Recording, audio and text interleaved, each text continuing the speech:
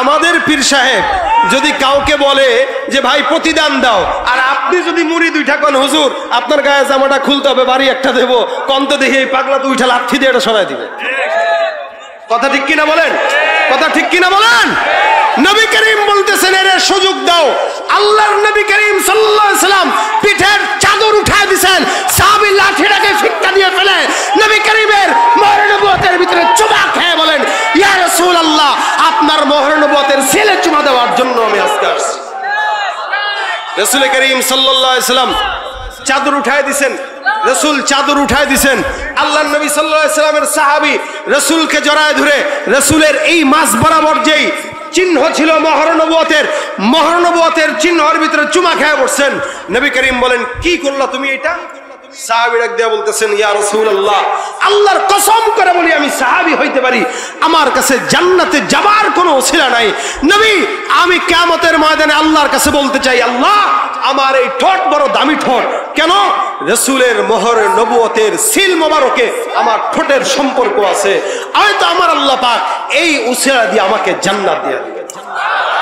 নবী করিম সাল্লাল্লাহু আলাইহি ওয়াসাল্লাম বলেন, তোর ঠোঁটে আমি রাসূলের মোহর নবুয়তের চিহ্ন যেহেতু লেগে গেছে, আল্লাহ তোকে অবশ্যই জান্নাত দান করে দিবেন। এদেশে অনেক মানুষ সবাই মহব্বত করে রাসূলকে, কোটি কোটি মানুষের ভিতরে যারাই মুসলমান সবাই রাসূলকে মহব্বত করে, কিন্তু মহব্বতের ভিতরে কিছু ভুল থাকার কারণে মহব্বতটা ভালো জায়গায় হয় না, মহব্বতটা ইবাদত হয় না, গুনাহের কারণ হয়ে যায়। মহব্বত করার জন্য মহব্বতের শান দরকার আছে জানা, মহব্বতের সিস্টেম জানা দরকার আছে। বউরে মহব্বত করে যদি কেউ মা ডাকে থাকবে? ঠিক রাসূলকে মহব্বত করে যদি কেউ আল্লাহ বলে ফেলে, ইসলাম আছে আর দ্বীন আছে আর ঈমান থাকবে? সুতরাং এই মহব্বতের লেভেলটা জানা উচিত। এই সারা দুনিয়াতে আল্লাহ পাকের পরের স্থান যার, তিনি হচ্ছেন মুহাম্মদুর রাসূলুল্লাহ সাল্লাল্লাহু আলাইহি ওয়াসাল্লাম। একবার পড়ছেন 10টা রহমত নাজিল হয়ে গেছে। রাসূল সাল্লাল্লাহু আলাইহি ওয়াসাল্লাম একবার পড়েছেন 10টা গুনাহ মাফ হয়ে গেছে, একবার পড়েছেন 10টা সম্মান বুলন্দ হয়ে যাবে। শুধু তাই না, নবী বলেন, কেউ যদি বেশি দুরূদ পড়ে, আকসারুহুম আলাইয়া সালাহ, কেউ যদি আমার উপরে বেশি দুরূদ পড়ে তা আমার উপরে ওয়াজিব হয়ে যায় তাকে সুপারিশ করে জান্নাতে নিয়ে যাওয়া। শুধু তাই না, কেউ যদি রাসূল সাল্লাল্লাহু আলাইহি ওয়াসাল্লামের সাথে জান্নাতে, রাসূল বলেন, কেউ আউলান নাসিবি ইয়াউমাল কিয়ামা, কেউ যদি কিয়ামতে আমার পাশে থাকতে চায়, মনে করেন আমি আপনাদের বাসিন্দা, কেন? আমার বাসা সাইনবোর্ড, আপনাদের বাসা কোথায়? শনিয়াকড়া, কাজলা, আমার বাসা কোথায়? সাইনবোর্ড। তার মানে আপনারা আমার প্রতিবেশী। অনেকে বলে, আরে অমুকের বাসা তো আমার পাশে, তাহলে কোথায়? আমি থাকি সানারপাড়, হুজুরে থাকে সাইনবোর্ড, আমি থাকি রায়েরবাগ, উনি থাকে সাইনবোর্ড। আর কেউ যদি আমার বাসার পাশের বাসায় থাকে, আরে আমার পাশের বাসায় তুমি থাকে, ও তাই? আচ্ছা, কেউ যদি আমার উপরে থাকে, আরে আমার পাশেই তো, আবরার সাহেবের ফ্ল্যাট আমার উপরে, আমি থাকি 3 তলায়, ওনার ফ্ল্যাট হলো 7 তলায়, তাহলে কাছে না? কথা কয় না, কাছে না? আর কেউ যদি আমার পাশের ফ্ল্যাটে থাকে, আমার এই ফ্ল্যাট তার এই ফ্ল্যাট, কেউ যদি আমার পাশের ফ্ল্যাটে থাকে, সে বলবে, আরে তার ঘর আমার ঘর তো একসঙ্গে। নবী বলেন, কেউ আমার পাশে আছে, কে? রাসূল বলেন, আমার পাশে যেই ঘরটা, ওই ঘরে সে থাকবে। আউলান নাসিবি ইয়াউমাল কিয়ামা আকসারুহুম আলাইয়া সালাহ, এই দুনিয়াতে বেশি পরিমাণে আমার উপর দুরূদ পড়বে, আমার পাশের ঘরে জান্নাতে সে থাকবে। তাই গর্বটা কি কম না বেশি? একদম মিলাদুন নবী করতে করতে জান ফানা ফানা করে ফেলায়। দুরূদ শরীফ জিজ্ঞাসা করেন, একটা দুরূদ পড়তে পারে না, দুরূদ ইব্রাহিম পড়তে পারে না, রাসূল সাল্লাল্লাহু আলাইহি ওয়াসাল্লাম অসংখ্য দুরূদের ছোট্ট একটা দুরূদ পড়তে পারে না। পারে কি? ইয়া নবী সালামু আলাইকা। হ্যাঁ, সুন্দর, এটা পড়তে আমাদেরও ভালো লাগে, রাসূলের উপরে সালাম পৌঁছান, ঠিক আছে, কিন্তু আকীদাটা কি নিচ্ছে? এজন্য ইবাদত কে মহব্বতের ক্ষেত্রে মহব্বতের মাপকাঠি জানা উচিত। আমি ওদিকে যাচ্ছি না, যেহেতু আপনারা সব কথা বলে গেছেন। ইবাদতের মাপকাঠি জানা, মহব্বতের মাপকাঠি জানা উচিত, কতটুকু করলে মহব্বতের লেভেল পজিশনে থাকে। রাসূল সাল্লাল্লাহু আলাইহি ওয়াসাল্লামকে মহব্বত করতে যায় মানুষের কাতার থেকে ফেরেশতা বানায় দেয়, নূর বানায় দেয়। অথচ আল্লাহ পাক রব্বুল আলামিন ফেরেশতাদেরকে নূরের বানাইছেন, জিন্নাতদেরকে আগুনের বানাইছেন। কি দিয়া? আগুন। মানুষকে বানাইছেন কি দিয়া? মাটি। তাহলে আগুন, নূর আর মাটি, তাহলে আল্লাহ পাক রব্বুল আলামিনের হাবিবের উপর আল্লাহ বলেন লাকাদ জাআকুম রাসূলুম মিন আনফুসিকুম, তোমাদের মধ্য থেকেই তোমাদের নিকট একজন রাসূল এসেছেন, তোমাদের মধ্য থেকে তোমাদের মতোই। তার মানে আমাদের মধ্য থেকে আমাদের মতো রক্তে মাংসে গড়া মানুষ ঠিকই, কিন্তু পার্থক্য আছে না নাই? আছে না নাই? বর্তমানের উপদেষ্টা মণ্ডলী যারা আছেন এরাও মানুষ, আমরাও মানুষ, পার্থক্য। সমন্বয়ক যারা তারাও মানুষ, আমরাও মানুষ, পার্থক্য। কিন্তু এই সমন্বয়কদেরকে 1 বছর আগে কেউ পাত্তা দিছে? কত মানুষ তাদেরকে দেখছে, দামি নাই, কে এটা, এই সেই। কিন্তু এখন ছবি তোলার জন্য পাগল। কেন? তার কর্মের কারণে। আল্লাহ পাক রাসূল করিম সাল্লাল্লাহু আলাইহি ওয়াসাল্লামকে একটা আখলাক দিয়েছেন, আখলাকের কারণে রাসূলকে দামি বানিয়ে দিয়েছেন। এই কারণে সারা বিশ্বের ভিতরে সবচেয়ে দামি রাসূল, সব নবীদের চেয়ে দামি রাসূল। নবী বলেন তখন থেকে আমি নবী যখন আদম নবী হয় নাই। সুবহানাল্লাহ। আল্লাহ পাক রব্বুল আলামিন রাসূলকে এত সম্মানিত করেছেন। আমাদের মতোই মানুষ, কিন্তু পার্থক্য আছে। আমরাও মানুষ, নবী করিম সাল্লাল্লাহু আলাইহি ওয়াসাল্লাম মানুষ, কিন্তু পার্থক্য কোথায়? আমাদের কাছে ওহী আসবে না, নবীর কাছে ওহী আসছে। আল্লাহ পাক রব্বুল আলামিনের হাবিব রাসূল আল্লাহ পাক থেকে মনোনীত। পার্থক্য এগুলাই। এই কারণে রাসূল করিম সাল্লাল্লাহু আলাইহি ওয়াসাল্লামের বারাআত জাহির করার জন্য আল্লাহ পাক অসংখ্য আয়াত কোরআনে নাযিল করেছেন। কারো ব্যাপারে এত শক্ত আয়াত আল্লাহ পাক নাযিল করেন নাই। আল্লাহ পাক বলেন ইন্নাকা লাআলা খুলুকিন আযীম, সারা দুনিয়ার ভিতরে আপনাকে আমি উত্তম আখলাকওয়ালা নবী বানায় দিলাম। সুবহানাল্লাহ। এনেই নবীর আখলাক। কেউ যদি মঞ্চে মানে সে দামি, কেউ ঘরে মানবে সে দামি, কেউ সংসদে মানবে সে দামি, যেখানেই মানুক না কেন প্রত্যেকটা মানুষ দামি হবে শুধুমাত্র রাসূলের আখলাক মানার কারণে। আল্লাহ পাক সম্মান দিতে যায় নবী করিম সাল্লাল্লাহু আলাইহি ওয়াসাল্লামকে এত মর্যাদা দিয়েছেন, এত মর্যাদা দিয়েছেন যে আল্লাহ পাক রব্বুল আলামিন জান্নাত সহ আসমান জমিন গ্রহ নক্ষত্র যা আছে, এমনকি আল্লাহ পাকের আরশ, আল্লাহ পাকের সব জায়গায় আল্লাহ পাক একজনের নাম লিখে রেখেছেন, তার নাম মুহাম্মদুর রাসূলুল্লাহ। জান্নাতের অলি গলিতে, জান্নাতের গেটে গেটে, দরজায় দরজায়, আল্লাহ পাকের আরশে, সব জায়গায় নাম একটাই, মুহাম্মদুর রাসূল। পার্থক্য তো এই জায়গায়। এজন্য ভাইরা আমার, রাসূলকে সম্মান, মুজিজা, সম্মান আল্লাহ পাক এত দিয়েছেন যে আপনাকে আমাকে, এই যে আমাদের নায়েবে আমিনুল মুজাহিদিন আসবেন, আপনারা কি মহব্বত করেন কিনা? আচ্ছা, কতটুকু করেন বলেন? হ্যাঁ, জীবনের চেয়েও বেশি। একজন মানুষ, সে মানুষ, সাধারণ মানুষ, আমাদের মতোই। নায়েবে আমিনুল মুজাহিদিন আমাদের মতোই, একজন আলেমে দ্বীন। আপনি তাকে রাহবার মানার মতো করে, রাহবার মানেন বিদায়, এরকম একজন বুজুর্গানে দ্বীন, শুধু একজন বুজুর্গের জন্য যদি আপনি আপনার জিন্দেগি দিতে পারেন, জীবন বিলাইতে পারেন, রাসূলের জন্য সাহাবা একরাম কি করতেন? আচ্ছা বলেন, এই জামানায় যদি রাসূল পাইতো তাহলে আমরা কি করতাম? রাসূলকে পাই নাই, কিন্তু নায়েবে আমিরকে পেয়েছি। রাসূলকে পাই নাই, আল্লামা মামুনুল হককে পেয়েছি। রাসূলকে পাই নাই, অসংখ্য উলামায়ে কেরামদেরকে পেয়েছি। আমরা জীবন দিতে জানি, আমরা জীবন দিতে জানি। সাহাবা একরাম কি করতো দেখেন। হযরত তালহা রাদিয়াল্লাহু তাআলা আনহু, নবী করিম সাল্লাল্লাহু আলাইহি সাল্লাম, তালহা রাদিয়াল্লাহু, রাসূলের যখন এই লোহার পেরেক মাথার ভিতরে ঢুকেন, রাসূল পেরেকটা বের করা হয়েছে, তো রক্ত পড়তেছে। হযরত তালহা রাদিয়াল্লাহু তাআলা আনহু সাথে সাথে মুখ লাগায় ওই জায়গায় আল্লাহর নবীর মাথার থেকে রক্ত চুষে খাওয়া শুরু করে দিয়েছে। নবী করিম বলেন, কি করতেছো? কা হুজুর, আমি আপনার রক্ত মাটিতে পড়তে দেব, এটা তালহা বেঁচে থাকতে হতে পারে। নবী করিম সাল্লাল্লাহু আলাইহি ওয়াসাল্লাম বলেন, যার রক্ত, যার পেটে নবী করিম সাল্লাল্লাহু আলাইহি ওয়াসাল্লামের রক্ত ঢুকে, ওই পেট জান্নাতি, ওই শরীর জান্নাতি। সাহাবা একরাম দেখে নাও, জান্নাতি মানুষ। রাসূলের ব্যাপারে এরকম মহব্বত যদি থাকে, আরে আমি তো এটা বলি, একজন আলেমে দ্বীন, একজন বুজুর্গানে দ্বীন, নায়েবে আমিরুল মুজাহিদিনের ব্যাপারে যদি আপনার মনের বাসনা এটা থাকে, ডাক দিলে এখন আমরা তার জন্য মৃত্যুবরণ করতে রাজি। সেই ক্ষেত্রে রাসূলের জন্য তো একবার নয়, 1 কোটি বার যদি মৃত্যুবরণ করতে হয়, রাজি আছি কারা কারা?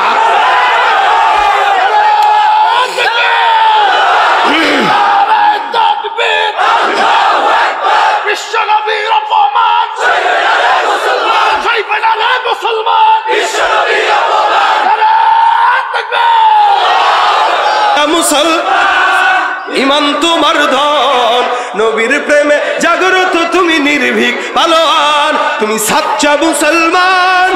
ইমান তোমার ধন, নবীর প্রেমে জাগ্রত তুমি নির্ভীক, নিষ্ঠ উদার দয়ার আধার রহমাতুল লিল আলামিন, তার অপমান করেছে যারা দুষ্ট ইতর অশালীন, তার পরশের ছোঁয়া পেল ইউরোপ থেকে সুদূর চীন, তার শানে কেউ বললে কথা মানবে না তা এই জমিন।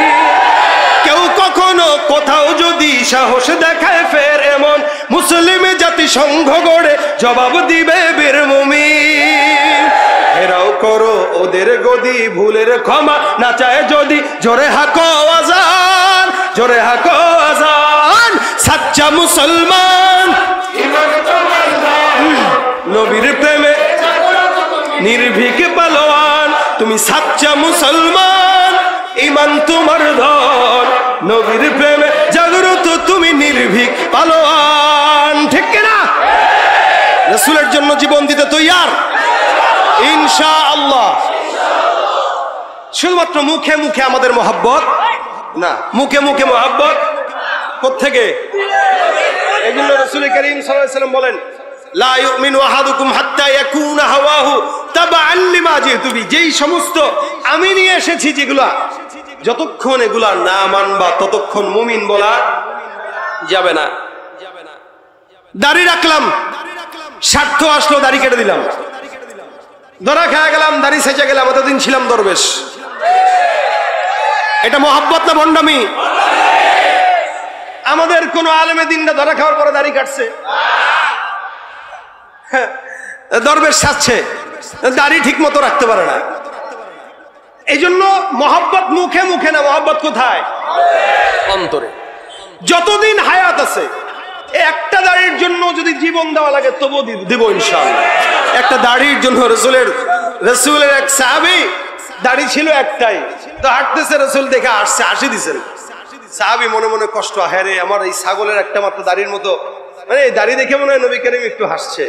এই পরের দিন যা সুন্দর করে দাড়ি ছিঁড়ে ফেলছে। আরেকদিন দেখা হয়েছে, রসুল এবার তার দিক থেকে চেহারা ফিরায় নিছেন। হুজুর আপনি আমার দিক থেকে চেহারা ফেরত নিলেন? রসুল বলেন দাড়ি কোথায়? লা হাওলা ওয়ালা কুওয়াতা। হুজুর প্রথম দিন আপনি আমার দিকে তাকায় হাসছেন, আমি মনে করছি তো আমার একটা দাড়ি দেখে হাসছেন, আমি এটাকে কেটে ফেলছি। রসুল বলে আহা, আমি তো বেটা তোর দিকে তাকায় হাসি নাই, তোর একটা দাড়িতে হাজার হাজার ফেরেশতা ঝুলতে দেখে আমি হাসছি। আমার দাড়ি কম, মাঝে মাঝে আমি চিন্তা করি যে এখানে একটু কাটবো কিনা, পরে কই না, আমার এই যতটুকু আছে এতটুকুই আল্লাহ পাক হয়তো সন্তুষ্টি, ফেরেশতারা ঝুলতেছে, আমার সুবিধা আছে। ওযু করতে গেলে এরকম এরকম করা লাগে না। আপনাদের যাদের বেশি দাড়ি, মুখই ধোয়া লাগে মোটামুটি 20-5 মিনিট, আমি খালি এমনি দিয়ে মারি একটা শেষ। তো এটা আমার দুঃখ নাই, কারণ একজন সাহাবীর একটা দাড়িতেও হাজার ফেরেশতা যদি ঝুলতে পারে, তো আমার তো একটা না, আমার 17টার উপরেই আছে। তার মানে দাড়ি একটা হইলেও ফেরেশতা থাকে কি থাকে না? রাসূলের একটা দাড়ি, অনেকে বলে দাড়ি রাখা কি সুন্নাত, অনেকে কি বলে দাড়ি রাখা সুন্নাত না, দাড়ি রাখা কি? এই সুন্নাতের ফতোয়া বাদ দেন, দাড়ি রাখা ওয়াজিব। এটা না রাখলে গুনাহ হবে, এটা না রাখলে শুধু গুনাহ না, দায়মি গুনাহ হয়, দায়মি গুনাহ হয়। দাড়ি রাখা না রাখার দ্বারা দায়মি গুনাহ, নামাজ পড়তেছেন গুনাহ, দাড়ি না রাখার দ্বারা জিকির করতেছেন গুনাহ। কেন? এটা ওয়াজিব তরক করার কারণে প্রতিনিয়ত গুনাহ হচ্ছে, রাসূলের কলিজায় তীর মারতেছেন আপনি। এজন্য মুখে মুখে যারা দাবি করে এদের দাড়ি থাকে না, কিন্তু দাবি করে আশেকে রাসূল। আমি বলবো, যে ব্যক্তি দাড়ি কেটে আশেকে রাসূল দাবি করে, যে ব্যক্তি টুপি মাথায় না দিয়ে আশেকে রাসূল দাবি করে, যে ব্যক্তি নামাজ না পড়ে আশেকে রাসূল দাবি করে, নামাজের আগের পরের সুন্নাত না পড়ে আশেকে রাসূল দাবি করে, আশেকে রাসূল না, ও হলো শয়তানের রাসূল, আশেকে শয়তান। কেন? ও শয়তানের আশেক হওয়ার কারণে ও রাসূলের আখলাককে নিতে পারে নাই, কিন্তু শয়তানের আখলাকটা ঠিকই ঢুকে আছে। এই জন্য মহাব্বত রাখতে হয়, রসুলের সঙ্গে মহাব্বত রাখবো সাহাবা আজমাইনদের মতো। আরেক সাহাবীর মহাব্বত দেখেন কেমন, রসুল একটা মজলিসে বসাই, যে আমরা যেরকম মজলিসে বসাই এরকম একটা মজলিসে বসার পরে নবী করিম সাল্লাল্লাহু আলাইহি ওয়াসাল্লাম বলতেছেন, এই সাহাবা আজমাইন শুনো, আমার কাছে তোমাদের যদি কোনো পাওনা থাকে আমাকে বলো, আজকে পাওনার দিন, কারো থাকলে বলতে পারো। এক সাহাবী দাঁড়িয়ে গেছে, ইয়া রাসূলুল্লাহ আমার কিছু কথা আছে, বলো। আপনি আমাকে একদিন পিঠে একটা আঘাত দিয়েছিলেন, আমি সেটা দিতে চাই। ওকে আসো। হুজুর ঠিক আছে। রাসূল সাল্লাল্লাহু আলাইহি ওয়াসাল্লাম তার হাতে লাঠি দিয়েছেন। সাহাবা একরাম তাকায় আছে, চেহারা চোখ বড় করে, কত বড় বেয়াদব হইলে নবী করিম তাকে একটা আঘাত দিছে, সে আঘাত দিবে, কিন্তু কিছু বলতে পারতেছে না। একটা দিকে ফিস ফিস করে কয়, এটা কি পাগল হইছে? এটা কি শুরু করছে? রাসূলকে মার দিবে? রাসূল বলে, এই ফিস ফিসানি বন্ধ, আজকে প্রতিশোধ নেওয়ার দিন, আমি অনুমতি দিছি, তাকে আসতে দাও। সে সামনে আসছে লাঠি নিয়ে, নবী করিম সাল্লাল্লাহু আলাইহি ওয়াসাল্লামকে বলে, হুজুর লাঠি নিয়ে আসছে, আঘাত দেবো। দাও। এমনে তো না। বলে কেমনে? আমাকে যেদিন পিঠে বাড়ি মারছিলেন আমার গায়ে কোনো কাপড় ছিল না, তা আপনার যে পিঠে চাদর আছে চাদর তো সরাইতে হবে রাসূল, না তো ইনসাফ হবে না। সুবহানাল্লাহ। আচ্ছা বলেন, উদাহরণত আমাদের পীর সাহেব যদি কাউকে বলে যে ভাই প্রতিদান দাও, আর আপনি যদি মুড়ি দুইটা কোন, হুজুর আপনার গায়ে জামাটা খুলতে হবে, বাড়ি একটা দেবো, কন্ত দেখি এই পাগলা তো উঠা লাঠি দিয়ে এটা সরাই দিবে। কথা ঠিক কিনা বলেন? কথা ঠিক কিনা বলেন? নবী করিম বলতেছেন, এর সুযোগ দাও। আল্লাহর নবী করিম সাল্লাল্লাহু আলাইহি ওয়াসাল্লাম পিঠের চাদর উঠায় দিবেন, সাহাবী লাঠিটাকে ফিক্কা দিয়ে ফেলে নবী করিমের মোহর নবুয়তের ভিতরে চুমা খেয়ে বলেন, ইয়া রাসূলুল্লাহ, আপনার মোহর নবুয়তের ছেলে চুমা দেওয়ার জন্য আমি আজকে আসছি। রাসূল করিম সাল্লাল্লাহু আলাইহি ওয়াসাল্লাম চাদর উঠায় দিবেন, রাসূল চাদর উঠায় দিবেন। আল্লাহর নবী সাল্লাল্লাহু আলাইহি ওয়াসাল্লামের সাহাবী রাসূলকে জড়ায় ধরে রাসূলের এই মাস বরাবর যেই চিহ্ন ছিল মোহর নবুয়তের চিহ্নের ভিতরে চুমা খেয়ে বসছেন। নবী করিম বলেন, কি করলা তুমি এটা? সাহাবী ডাক দিয়ে বলতেছেন, ইয়া রাসূলুল্লাহ, আল্লাহর কসম করে বলি আমি সাহাবী হইতে পারি, আমার কাছে জান্নাতে যাবার কোনো ওসিলা নাই। নবী, আমি কিয়ামতের ময়দানে আল্লাহর কাছে বলতে চাই, আল্লাহ আমার এই ঠোঁট বড় দামি ঠোঁট, কেন? রাসূলের মোহর নবুয়তের সিল মোবারকে আমার ঠোঁটের সম্পর্ক আছে, হয়তো আমার আল্লাহ পাক এই ওসিলা দিয়ে আমাকে জান্নাত দিয়ে দিবেন। নবী করিম সাল্লাল্লাহু আলাইহি ওয়াসাল্লাম বলেন, তোর ঠোঁটে আমি রাসূলের মোহর নবুয়তের চিহ্ন যেহেতু লেগে গেছে, আল্লাহ তোকে অবশ্যই জান্নাত দান করে দিবেন। এটা ছিল রাসূলের প্রতি সাহাবা আজমাইনদের মহব্বত। আপনার আমার মহব্বত কি? ধান্দার মহব্বত। জিলাপি থাকলে মহব্বত, জিলাপি নাই মহব্বত নাই। এজন্য আমাদের মহব্বত যেটা জিলাপি কেন্দ্রিক, মিষ্টি কেন্দ্রিক, এই মহব্বতটাকে বাদ দিয়ে রাসূলের খাঁটি মহব্বতে আমাদের মনোযোগ দেওয়া দরকার, আছে না নাই? আজকে আমি আপনাদেরকে একটা কথা বলতে চাই লাস্ট পর্যায়ে এসে। কি কথা? এটা কোন মাস আরবি বলেন জোরে? রবিউল আউয়াল মাস। 12 রবিউল আউয়াল আসলে আপনারা ঈদে মিলাদুন নবীর জন্য পাগল হয়ে যাবেন, দরকার নাই। সারা মাস ব্যাপী রবিউল আউয়াল মাস হিসেবে রাসূলের একটা সিরাতের ইবনে হিশাম হোক, অন্য সিরাতের কিতাব হোক, যেগুলো সংক্ষেপ, আর রাহিকুল মাখতুম কিনতে পারেন, এই সমস্ত কিতাবগুলো এই মাসে আপনি পড়েন। নবীর জন্মদিনের মাসে নবীর সিরাত নিয়ে পড়াশোনা করেন, এটা 1 নম্বর কাজ। পারবেন? কথা কয় না, পারবেন? রাসূলের সিরাতের মাসে সিরাত নিয়ে পড়বেন। 2 নম্বর আমল, আজকে থেকে নিয়ত করবেন, এখন থেকে নিয়ে এই সারা মাস ব্যাপী নবী করিম সাল্লাল্লাহু আলাইহি ওয়াসাল্লামের একটা আমল করব, সেটা দুরূদের আমল। কিসের আমল বলেন? আজকে থেকে করব পুরা রবিউল আউয়াল মাস, ইনশাআল্লাহ। রবিউল আউয়াল মাসে আল্লাহ রাসূল আপনাকে স্বপ্নে দেখা দিবেন। বিশ্বাস হয়? দুরূদের আমল বেশি বেশি করবেন, নবী স্বপ্নে আপনাকে দেখা দিয়ে দিবেন ইনশাআল্লাহ। এজন্য 2টা আমল, একটা হলো রাসূলের এই মাসে সিরাতের কিতাব পড়ব, 2 নম্বর রাসূলের এই মাসে আমরা রাসূলের উপর দুরূদের আমল করব। দুরূদের এই 2টা কাজ করবেন ইনশাআল্লাহ। ইনশাআল্লাহ কথা জোরে কয়, আস্তে কয় ইনশাআল্লাহ। আল্লাহ পাক তৌফিক দান করুন, বলেন আমিন। আজকের এই মাহফিলটা থেকে যাওয়ার পরে কেউ যদি 2টার একটা কাজ করতে পারেন, তাহলে মাহফিল কামিয়াব। এরপর আমাদের পীর সাহেব হুজুর আসবেন, চলে আসবেন, রওনা দিয়েছেন, চলে আসবেন ইনশাআল্লাহ। আমি আপনাদের কাছে আজকের এই মাহফিলের একটা, যদিও দেশের অবস্থা খারাপ, ব্যবসা বাণিজ্যের অবস্থা খারাপ, খুবই কষ্টে আছেন আপনারা, এটা আমরা জানি। এদিকে কি বিশাল বড় একটা ধকল আমাদের উপর দিয়ে গেছে, বন্যা। এরপরেও আমি জানি এখনো যদি বাংলাদেশে আবারও কোনো দুর্যোগ আসে, আপনারাই আপনাদের বাড়িঘর বিক্রি করে হলেও আরেক ভাইয়ের সহযোগিতায় লাগবেন। এই মন আলহামদুলিল্লাহ আল্লাহ আমাদেরকে দিয়েছেন, আমরা দেখেছি। নয়তো আজ সুন্নাহ ফাউন্ডেশন থেকে শুরু করে আলহামদুলিল্লাহ আমাদের জাতীয় ওলামা ইমাম মাশায়েখ পরিষদ, ইসলামী আন্দোলন সহ বাংলাদেশের অসংখ্য দলেরা অসংখ্য ব্যানারে যেভাবে কোটি কোটি টাকার ত্রাণ দিয়েছে, এটা বেনজির। আলহামদুলিল্লাহ বাংলাদেশের মানুষ এটা দেখিয়েছে। আমি কিন্তু ওই বেনজিরের কথা বলি নাই, আমি বেনজির কথা বলেছি যে এই বেনজির নজির ছাড়া আমরা দান করেছি। আর আপনারা হয়তো মনে করতে পারেন যে এয়ারপোর্টে কোটি কোটি টাকা পাচার করে তারপরে পলাইছে, নাকি ভুলে গেছেন? ভুলছেন আপনারা, বাঙালি খুব সহজে ভুলে যায়। এই জন্য আপনাদের কাছে বলতে চাই, দেশের এই স্বাধীনতাকে ফিরিয়ে আনতে যারা শাহাদাত বরণ করেছে এদের পরিবারের খবর কেউ আর রাখছে না। এরা আমাদেরকে দেশ উপহার দিয়েছে, কিন্তু আমরা ভুলে যাচ্ছি, আমরা এখন জবরদখলে ব্যস্ত। মনে রাখবেন, একটা কথা আছে, আসলেই ক্ষমতায় একদল যখন থাকে তখন তাদেরকে চোর বলতে পারি, কিন্তু নিজে যখন ক্ষমতায় আসে তখন নিজে আরো বড় চোর হই। কথা কয় না? এই জন্য যারা জবরদখল করতেছে আমরা তো মনে করি এরা ক্ষমতায় আসলে আরো বড় চোর হবে। ক্ষমতা না পেয়ে যদি চুরি করে, জবরদখল করে, তাহলে ক্ষমতা পাইলে কি করবে? কি বলেন, ঠিক কিনা? যে যায় লঙ্কায় সেই হয় হনুমান, কারে কি যে বলি ভাই সকলে সমান। পাটা পুতা ঘষা ঘষি দফা সারা মরিচের, নেতাদের গুতাগুতি কাম সারা আমাদের। পাটা পুতা ঘষা ঘষি দফা সারা মরিচের, নেতাদের গুতগুতি কাম সারায় আমাদের। রাজনীতি খেলা খেলে মাছ ভাজে কার তেলে, রাজনীতি খেলা খেলে মাছ ভাজে কার তেলে। জল আসে জল যায়, বাড়ে শুধু গুলশান, যে যায় লঙ্কায় সেই হয় হনুমান, কারে কি যে বলি ভাই সকলে সমান। সকলে আমরা সমান হইতে চাই না, আমরা চাই যারা ক্ষমতায় আসবে তারা ভালো হোক, এবং যাদের উপরে ভিত্তি করে এই স্বাধীনতা এসেছে তাদের পরিবারের খোঁজখবর রাখার দায়িত্ব আমাদের আছে কিনা?